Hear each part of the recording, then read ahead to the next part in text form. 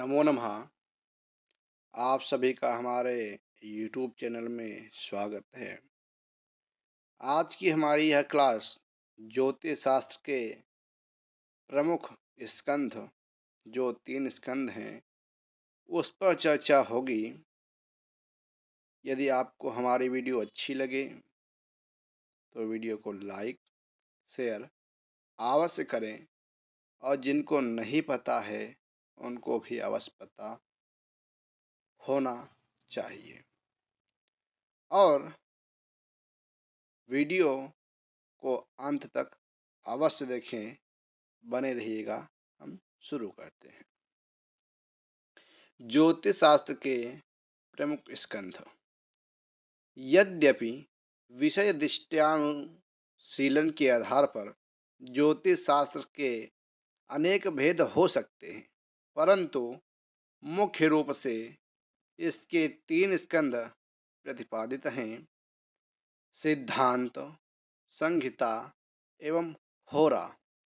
आचार्य नारद ने भी कहा है कि सिद्धांत संहिता होरा रूपम स्कंधतयात्मकम वेदस्य निर्मलम चक्षु ज्योतिः शास्त्रमनोत्तमम। अर्थात आचार्य वाराहमिहिर ने स्वग्रंथ बृहत् संहिता में स्कंधत्रय का उल्लेख करते हुए लिखा है: ज्योतिष शास्त्रम अनेक भेद विषयम स्कंधत्रयाधिष्ठितम। कुछ अन्य आचार्यों के मत में उक्त तीनों सिद्धांतों के अतिरिक्त केरल एवं शकुन को भी ज्योतिष के स्कंधों में स्थान दिए गए हैं। उनके मतानुसार ज्योतिष के 5 स्कंध हैं, यथा पंचस्कंधमिदं शास्त्रम होरा गणित संहिता केरलिः शकुनचेति ज्योतिष शास्त्रमुदीरितम्। परंतु यह मत सर्वस्वीकृत नहीं है, क्योंकि ये मत को सभी लोग नहीं मानते। सर्वमत 3 स्कंद ही माने जाते हैं।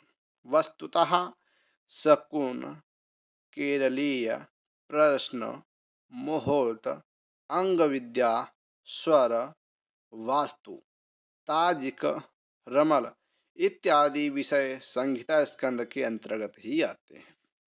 अन्यथा यदि प्रत्येक का अलग अलग स्कंध माना जाएगा तो अनेक स्कंध हो सकते हैं।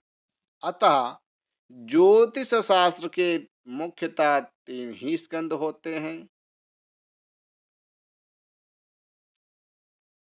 सिद्धांत। ज्योतिष शास्त्र के जिस स्कंध में त्रुटि से लेकर प्रलय काल पर्यंत की गई कालगणना मानव, दैव, जैव, पैत्र, नक्षत्र, सौर, सावन, चंद्र तथा ब्रह्मादि नवविध कालमानों का सांगोपांग कथन, ग्रहों के मध्य मंदस्फुट गति स्थित्यादि का निरूपण, वाक्ता व्यक्त गणित, त्रिकोणमितीय गणितोपपादन, तत्संबंधी प्रश्नों का स्वतः संकलन, वेदोपयुक्त यंत्रादि विषयों का निरूपण हो, उसे सिद्धांत कहते हैं। इसे श्लोकबद्ध रूप में आचार्य भास्कराचार्य जी ने स्वग्रंथ सिद्धांत शिरोमणि में इस प्रकार प्रतिपादित किया है: त्रुट्यादि प्रलयांत काल कलना मान भेद क्रमात् चारश्च दुषदां दुधा च गणितं प्रश्ना तथा सराहा भूधृष्णग्रहसंस्थितैश्च कथनं यन्त्रादियत्रोच्यते सिद्धान्ता स उदाहित्रोऽत्र गणितस्कन्धप्रबन्धे बुधैः। संहिता ज्योतिष शास्त्र के जिस स्कंध में ग्रह, चार वश, ग्रह नक्षत्रादि बिंबों के शुभाशुभ लक्षण से पशु पक्षी कीट आदियों का भूसापेक्ष सामूहिक विवेचन तथा प्राकृतिक आकाशीय घटनाओं का ज्ञान किया जाता, उसे संहिता शास्त्र कहते हैं। बृहत संहिता में वाराह मिहर का कथन है, तत् का संयोप नयस्य नाम मुनिभिः संकीर्यते संहिता, अर्थात जिसमें सब कुछ समाहित करके रखा गया हो उसको संहिता कहते हैं। अर्थात जिसमें संग्रहित करके रखा गया हो उसका नाम क्या है? संहिता है। होरा जिस स्कंध में मानव मात्र का उसके जन्म संबंधित काल के आधार पर ग्रहों एवं नक्षत्रों की स्थिति वसात उसके जीवन संबंधित शुभाशुभ फलों का विवेचन किया जाता है, उसे होरा कहते हैं। अर्थात जिसमें मुहूर्त का और फल का विवेचन किया जाता है वह क्या है? होरा नामक स्कंध है। अन्य स्कंध हैं, उनको भी हम जान लेते हैं। प्रश्न शास्त्र यह तत्काल फल बताने वाला शास्त्र है। इसमें प्रश्नकर्ता के उच्चारित अक्षरों पर से फल का प्रतिपादन किया जाता है। ईश्वरी सन 5वीं और 6ठी सदी में प्रश्न पूछने वाले के उच्चारित अक्षरों पर से फल बताना ही प्रश्नशास्त्र के अंतर्गत था, लेकिन आगे चलकर इस शास्त्र में 3 स्कंदों का प्रवेश हुआ। पहला है प्रश्नाक्षर सिद्धांत, दूसरा है लग्न सिद्धांत, तीसरा स्वर विज्ञान सिद्धांत। दिगंबर जैन ग्रंथों की अधिकतर रचनाएं दक्षिण भारत में होने के कारण प्रायः सभी प्रश्न ग्रंथ प्रश्नाक्षर सिद्धांत को लेकर निर्मित हुए हैं।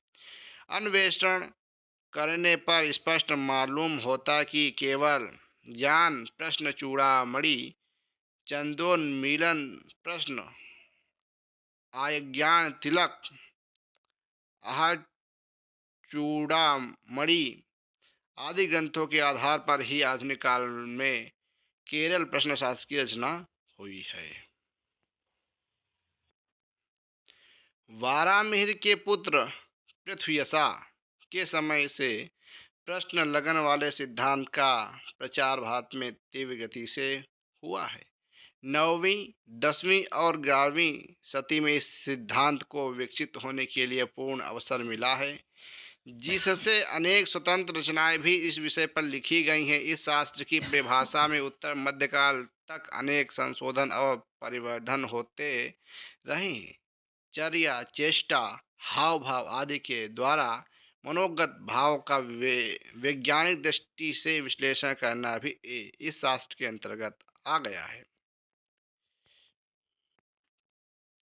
शकुन इसका अन्य नाम निमित्त शास्त्र भी प्राप्त है। पूर्व मध्यकाल तक इसने पृथक स्थान प्राप्त नहीं किया था, किंतु संहिता के अंतर्गत ही इसका विषय आता है। ईसवी सन की 10वीं, 11वीं और 12वीं सदियों में इस विषय पर स्वतंत्र विचार होने लगा था, जिस कारण इसने अलग शास्त्र का रूप ले लिया। विक्रमवत 1089 में आचार्य दुर्गदेव ने अरिष्ट विषय को भी शकुन शास्त्र में सम्मिलित कर दिया था। कालांतर में इस शास्त्र की परिभाषा और भी अधिक विकसित हुई और इसकी विषय सीमा में प्रत्येक कार्य के पूर्व होने वाले शुभों का ज्ञान प्राप्त करना भी आ गया। वसंत राज सगुन, अद्भुत सागर जैसे सगुन ग्रंथों का निर्माण इसी परिभाषा को दृष्टि में रखकर किया प्रतीत होता है। आज के लिए इतना ही, फिर आपको मिलते हैं नेक्स्ट वीडियो में। अगर हमारी वीडियो आपको अच्छी लगी हो तो आप लाइक शेयर अवश्य करें। यदि कोई गलती आपको नज़र आ रही है तो आप कमेंट के माध्यम से अवश्य पूछते हैं, और आपका कोई भी प्रश्न हो आप वो भी पूछ सकते हैं। फिर आपको मिलते हैं नेक्स्ट वीडियो में। नमो नमः।